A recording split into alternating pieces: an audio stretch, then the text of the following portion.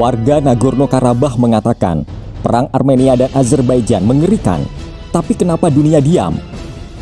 Armenia dan Azerbaijan terus saling tuduh atas serangan dan penembakan yang dilakukan satu sama lain. Otoritas Armenia mengatakan Stepanakert, ibu kota Nagorno-Karabakh, wilayah yang menjadi sengketa kedua negara, telah dibom. Sementara Azerbaijan mengklaim kota terbesar kedua di negara itu, Ganja, telah luluh lantak.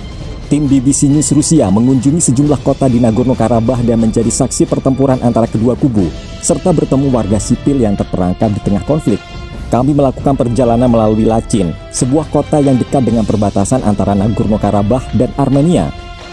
Di sana terdengar bunyi sirine yang menjadi peringatan kemungkinan adanya penembakan. Militer Azerbaijan telah menyerang jembatan di kota ini selama 3 hari berturut-turut, berusaha memutus jalur transportasi antara Armenia dan Karabakh. Ada 2 jalan raya yang menghubungkan Armenia ke Karabakh. Wilayah utara di tepi Danau Sevan berdekatan dengan wilayah yang dikuasai Azerbaijan. Sejak hari-hari pertama konflik, jalan itu terputus. Koridor Lachin adalah rute utama dari ibu kota Nagorno-Karabakh, Stepanakert, ke ibu kota Armenia, Yerevan. Kami berhasil menuju Stepanakert pada Minggu pagi waktu setempat, tetapi pada malam hari jembatan menjadi tidak terlalu aman untuk dilintasi. Pekerja jalan menuangkan kerikil ke lubang yang dangkal sehingga mobil dapat melaju melintasi jalan. Sebuah mobil polisi berlomba di jalan. Terdengar suara berteriak melalui pengeras suara, mendesak orang-orang untuk berlindung secepat mungkin. Bagi kru BBC News, tempat penampungan terdekat adalah gudang bawah tanah di sebuah supermarket. Pemiliknya seorang perempuan bernama Nelly, menghabiskan 17 tahun tinggal di California, Amerika Serikat, sebelum memutuskan untuk pulang ke kampung halamannya bersama keluarganya. 2 ruangan berisi peti berisi tomat, kantong beras, botol brandy dan skop perlahan-lahan terisi orang. Ada penduduk lokal di sini dan mereka yang seperti kita sedang melakukan perjalanan melalui Lachin yang kebetulan berada di jalan ini. Beberapa dari orang-orang ini sedang dalam perjalanan dari Stepanakert mencoba melarikan diri dari pertempuran. Yang lainnya sedang menuju ke sana. Nelly menawarkan kopi dan makanan untuk semua orang yang kemudian dia buat di sini di ruang bawah tanah. Tapi ternyata pria bernama Gracik Armenakian itu seorang seniman. Ketika perang pertama memperebutkan Karabakh, dia adalah seorang pelajar. Pada 2016, ketika babak terakhir pertempuran sengit terjadi, dia tinggal di Moskwa. Dia kini tinggal di Yerevan. Dia menuturkan bahwa dirinya tidak menghiraukan pendapat teman atau keluarganya ketika dia akan ikut bertempur dalam perang Armenia dan Azerbaijan. Mereka akan mengatakan kepada saya bahwa itu bukan urusan saya. Mengapa kamu harus pergi ke sana? Tetap di rumah. Saya hanya memberitahu semua orang bahwa saya harus pergi ke Karabakh dan saya pergi pagi ini, katanya kepada kami. Kami tidak dapat menahan diri untuk bertanya apa yang Gracik rencanakan di Nagorno-Karabakh, karena dia belum pernah berperang sebelumnya. Apakah dia akan menjadi sukarelawan sebagai tentara? Saya pikir saya bisa menjadi penunjuk arah artileri, katanya. Kami, seniman, memiliki rasa ruang dan jarak yang baik. Gracik sama sekali tidak pernah mengikuti latihan kemiliteran. Tetapi dia berharap dia akan mendapatkan pelatihan. Dia juga berpikir segala dukungan adalah sangat penting dalam perang, baik bantuan moral, bantuan fisik, dan bantuan talenta. Keputusannya untuk bertempur di Nagorno-Karabakh tampak unik dan aneh. Namun kami menyaksikan sendiri warga Armenia dari penjuru dunia kini menuju Karabakh melalui Moskwa. Selain pesawat kecil dengan rute Yerevan-Moskwa, ada pesawat Boeing 777, jenis pesawat yang biasanya menerbangkan turis-turis di destinasi liburan populer seperti New York dan Thailand yang kini melayani rute tersebut. Akan tetapi pandemi virus corona telah mengubah rute para turis dan perang semakin memperparah kondisi. Kini puluhan pria berusia sekitar 50-an dan 60-an terbang menggunakan pesawat ini menuju Nagorno-Karabakh.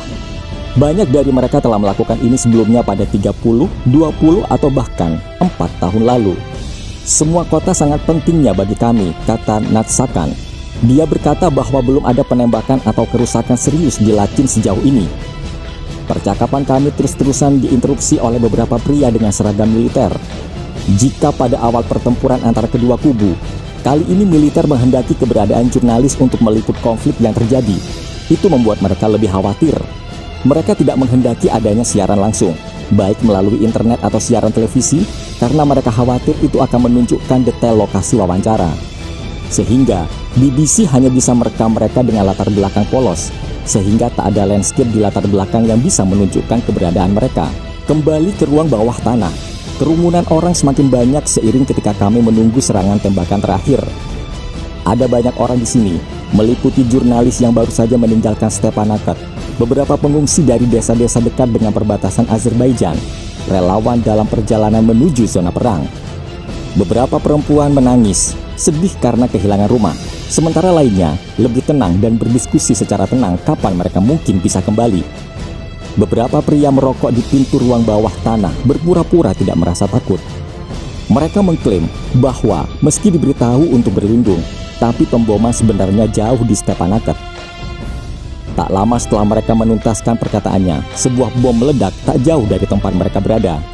Mereka langsung bersembunyi di ruang bawah tanah bersama yang lain. Sebuah kota kuno Susa berjarak sekitar 10-15 menit perjalanan dari Stepanakert. Ibu kota Nagorno-Karabakh, Stepanakert terletak di lembah, sementara Susa berada di dataran tinggi. Pada Minggu, sebuah pusat budaya di Susa, tempat beberapa pengungsi bersembunyi, terkena peluru. Pihak berwenang Nagorno-Karabakh mengklaim bahwa setidaknya 4 warga sipil tewas hari itu di Susa dan Stepanakert.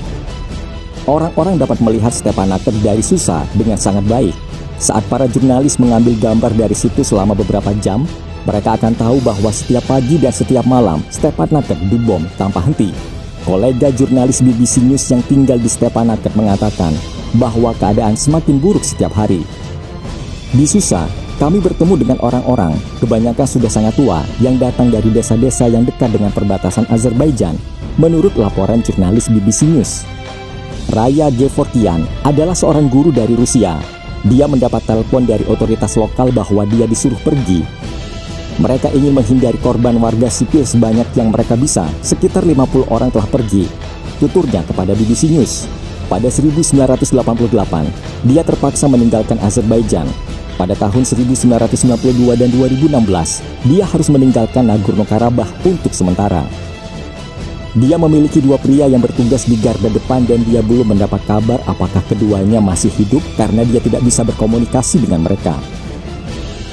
Perempuan lain dalam kelompok pengungsi adalah Aida Melkanian yang juga merasa khawatir akan orang terdekatnya. Putranya telah menjalani wajib militer pada usia 18 tahun dan dia juga memiliki saudara laki-laki yang secara sukarela bertempur. Aida mengatakan dia mendengar dari kakaknya beberapa hari yang lalu. Dia mengatakan padanya bahwa dia sedang diserang dan sekarang mencoba pergi ke Stepanakert dengan berjalan kaki karena tidak ada transportasi. Dia bilang dia tidak terluka, tapi saya tahu dari suaranya ada yang tidak beres. Ini adalah situasi yang mengerikan, namun dunia diam. Ini adalah abad ke-21 dan warga sipil dibom, itu tidak manusiawi. Nagorno-Karabakh tidak diakui sebagai negara yang independen, bahkan oleh Armenia. Republik yang tidak diakui ini memiliki perwakilan di Yerevan, namun bukan kedutaan. Nagorno-Karabakh tidak diakui sebagai negara yang independen, bahkan oleh Armenia. Republik yang tidak diakui ini memiliki perwakilan di Yerevan, namun bukan kedutaan. Perwakilan Sergei Gazarian mengatakan, rasio orang-orang Armenia dan Azeria di garda depan adalah 13:1 dengan orang-orang Azerbaijan mendominasi. Namun setelah pertempuran selama 1 pekan, perang Azerbaijan tidak signifikan. Apakah Stepanakert mengharapkan bantuan dari Rusia? Kami bertanya, termasuk bantuan militer. Dia tersenyum lelah. Kami tidak bisa menunggu. Untuk apa dan untuk berapa lama? Kami hanya bisa mengandalkan diri kami sendiri. Jika pertempuran tak terhindarkan, Anda harus menyerang lebih dulu. Baku telah mempersiapkan perang ini selama berbulan-bulan. Armenia tidak punya alasan untuk memulainya. Pertempuran telah berlangsung selama lebih dari sepekan sekarang. Ada tanda-tanda bahwa untuk pertama kalinya dalam 30 tahun Azerbaijan didukung oleh Turki, pemain regional yang kuat yang memiliki ikatan etnis dan bahasa dengan Azerbaijan. Negara-negara lain dan badan-badan internasional seperti Rusia, Prancis, Amerika Serikat, Uni Eropa, PBB, NATO, dan OSCE menuntut agar pertempuran dihentikan dan agar perundingan damai dimulai lagi. Namun, kali ini baik Turki dan Azerbaijan mengatakan negosiasi akan dimulai kembali hanya setelah Armenia menghentikan pendudukan Nagorno-Karabakh. Mereka juga menghendaki kekuatan republik yang tidak diakui dan Armenia meninggalkan wilayah yang menjadi milik Azerbaijan berdasarkan hukum internasional.